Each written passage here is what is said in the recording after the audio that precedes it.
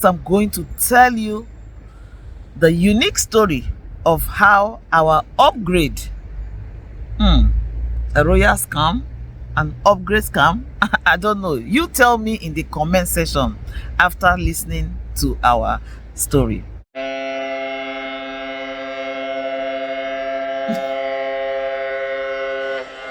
Hello and welcome to Julie Adventure Vlogs. How are you keeping? I hope you're keeping well and safe. If you've watched my last video, I did mention that we had a last minute bid a few days before we got on this cruise. Like I said earlier, we did a last minute bidding, and if you watch that video, please watch it. I'm sure you will enjoy it. I did tell you that I made the lowest bid. If you've ever done a bidding on a cruise, you understand when I mean the lowest. Even the swindle of the bidding told me that it was a very poor bidding I did. It was £60 per person, but I wasn't going to be paying anymore. And the big question would be, why did you do that bidding? So when I was booking that cruise, we wanted to keep costs down because it was a long haul from the UK to the Singapore and all of that. So my agent said, because I love my balcony and I don't want to compromise at this point, he would advise me to go with some obstructed view of my balcony. And he said there was one he could find for me that was 30% obstructed view. So I decided, okay, 30%, what does that look like? Because I have to see the morning light. I have to smell the morning breeze.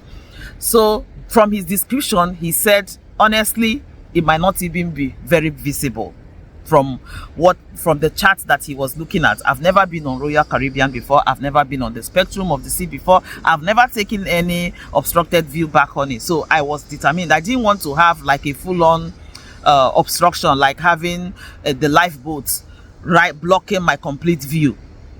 So he said it was only 30%. So even if it was a lifeboat, it was basically going to be at the fence of our handrail on the balcony. So all it will obstruct is looking direct down at the sea, not my immediate eye level views. As a result of that compromise, it was easy to save like £120 per person for that booking. So I went for it. However, when Royal Caribbean finally gave me access to online check-in, I saw that the picture that was put for my balcony had the lifeboat, not completely, like I could touch the top of the lifeboat. So when the bidding option came and it was like the option to have a clear view without having the yellowish lifeboat's color looking at me all the time, especially if I was sitting in the room and gazing out through the balcony, I decided to just give it a go. If it works, it works. So we did that bidding for £60 each, and the swindle told me it was a poor bidding, but it wasn't the most important thing, but it was a wish. So we did. To our shock, on our arrival to Singapore, because we had 2 nights, like I said, catch up on all the videos so you understand the full details. On arrival to Singapore a day before our cruise, I saw the email in the night saying that our bid was successful. We were, of course, very excited because it means it will be a clear view. So getting into this stateroom, the view was clear, as you can see on that screen. But when I was so excited, jubilating about being on the cruise ship, being in the balcony cabin and seeing all the views, suddenly it clicked. I realized that the number of my previous cabin was only 2 doors away on the 13th deck, and our cruise stateroom is on the 12th deck, so literally 2 doors away from us on the top deck. And I looked left and right. There was nothing like a lifeboat nearby. Lifeboat was somewhere on the 8th and 7th deck. So I just said to my friend Chika, I'm like, where is the lifeboat obstruction that made us bid £60 to get a clear view? It's not here, and our stateroom number is 2 doors away. Well, we were both curious, so I decided to go up to the 13th floor and check out the room, and then I came back to our balcony and looked out, and I could not see for the life of me any lifeboat. Of course, we are really upset. It felt like the scam. Well, a royal one. I have no idea. So why would they charge us 120 and give us exactly what we would have received being in our previous stateroom? That is the big question. What do you think? Leave your opinion in the comment section. I was going to say, well, let's just leave it, one of those things. But my friend thought, no, Juliet, we are not leaving our money. We could use it for something else. Do a shopping, go for a tour. But no, that's not fair. And that will also deter them from doing that to somebody else. So we decided to pursue. Actually, it was Chika who was in charge of going to recover that money. And on explanation, the lady at the counter was very empathetic. She said she was going to investigate and get back to us. Well, long story short, the investigation was done, and towards the end of our cruise, we got a message to say a refund has been made. However, it was going to be an onboard credit, of course. So we didn't get the exact cash back, but we got onboard spending money.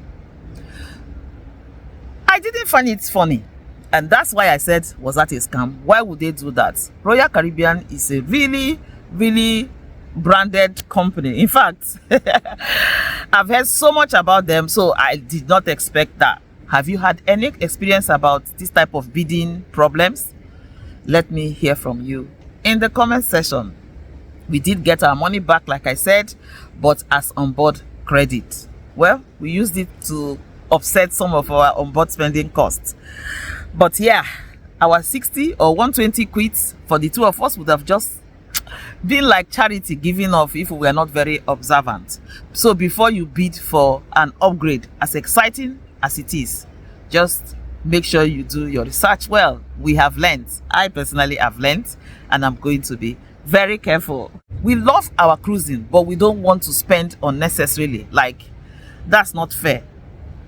So will they do something about upgrading the type of pictures they put as an example for your stateroom? Because if you tell me 30% obstruction, it might not be the exact picture for the exact room, but it has to be something relatively the same. Seeing that lifeboat on that photo made me feel like, no, I want a clearer view. If there was no lifeboat and it was you just take a look at that picture you're seeing. The only obstruction I can see is that bulging part of the ship.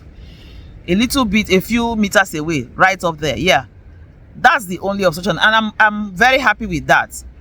I don't have any obstruction down. I don't have any obstruction at my eye level. That is a reasonable 30%. But the photo on that check-in session, as an example of my cruise, had a lifeboat right in front of it. That made me want to bid. So I spent extra money for nothing. Beware. Before you make any bidding, as exciting as it may be at that time, just do your research, do your due diligence so you don't waste money. We need money to fund another cruise or get a better experience on the current cruise, not waste it unnecessarily. Royal Caribbean, beware of this. This is not fair. This is not good. It doesn't look good on your brand, Royal Caribbean. Please do something about it. It was a very weird situation. Anyway, the heavens seem to be opening and I have to run. Till I see you next time, don't forget, live, love, laugh. Subscribe, like, click on those videos popping up. I'm sure you'll find them useful and entertaining. Bye.